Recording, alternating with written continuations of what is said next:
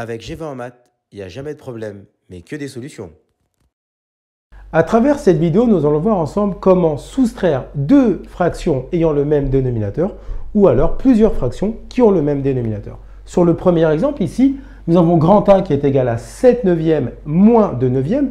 Donc nous avons bien ici une soustraction de deux écritures fractionnaires avec, comme rappel, la première écriture fractionnaire, le 7 qui est le numérateur et le 9 qui est le dénominateur. Et pour la deuxième écriture fractionnaire, le 2 qui est le numérateur et le 9 qui est le dénominateur. Donc si on applique ici la méthodologie, eh bien, le premier rappel nous dit quoi? Nous dit qu'on va garder le dénominateur qui est commun. Ici, le dénominateur commun, eh bien, c'est tout simplement le 9. Donc grand A va être à nouveau une écriture fractionnaire, mais avec le dénominateur qui vaudra 9. Et ensuite, on va appliquer l'étape 2, c'est-à-dire on va soustraire les numérateurs. Donc en fait, ici, on va soustraire 7 moins 2. Et donc tout simplement, 7 moins 2 ici, ça va être égal à 5. Donc nous obtenons 5 neuvièmes pour le premier exemple. On va en traiter un deuxième. Deuxième exemple, ici nous voulons calculer B qui est égal à 5 tiers moins 7 tiers. Donc en fait ici nous avons bien la soustraction ici de deux écritures fractionnaires avec le même dénominateur qui est ici le 3. Donc on applique le rappel, on va garder le dénominateur commun, donc en fait ici c'est tout simplement le 3. Donc B va s'écrire sous forme d'écriture fractionnaire avec un dénominateur qui sera égal à 3. Et on va ici garder, on va soustraire maintenant les numérateurs. Donc ça va nous donner ici tout simplement 5 moins 7.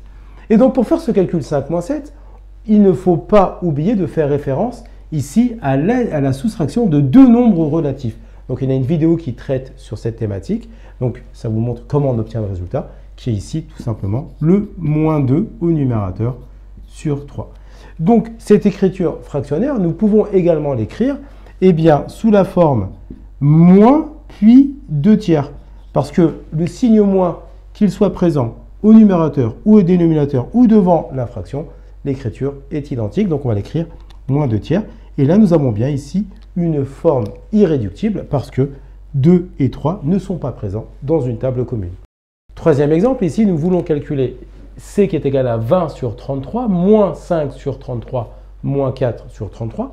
Donc nous avons bien ici la soustraction de plusieurs écritures fractionnaires qui ont le même dénominateur, ici, qui est 33. Donc, on va prendre la première étape, c'est-à-dire que C va s'écrire sous forme d'écriture fractionnaire avec le dénominateur commun pour les trois écritures fractionnaires qui est ici en l'occurrence 33. Et ensuite, il nous reste à soustraire les dénominateurs.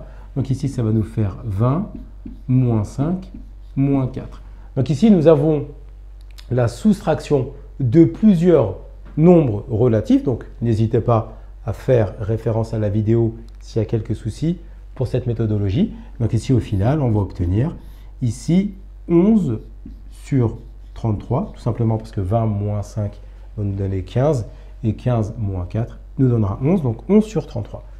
Or ici, on remarque que dans la table de 11 va figurer la valeur 11 du numérateur et la valeur 33 du dénominateur. Tout simplement pourquoi?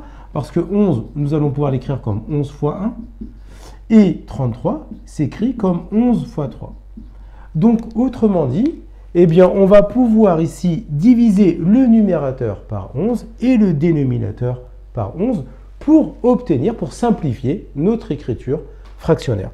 Donc, ça va nous donner C est égal 11 sur 33, c'est ce que nous avions au départ. On va diviser le numérateur par 11 et le dénominateur par 11. Et donc, au final, nous allons obtenir C qui est égal, ici 11 divisé par 11, ça va nous donner 1 pour le numérateur, et 33 divisé par 11, ici, ça va nous donner ici tout simplement 3. Et donc là, nous avons bien une fraction irréductible pour l'expression C. Donc à travers cette vidéo, nous avons vu ensemble comment soustraire des écritures fractionnaires ayant le même dénominateur. Comme tu as kiffé la vidéo et que tu veux des bonnes notes en maths, alors tu mets un pouce bleu, tu t'abonnes à notre chaîne, tu poses un commentaire, on y répond sans problème.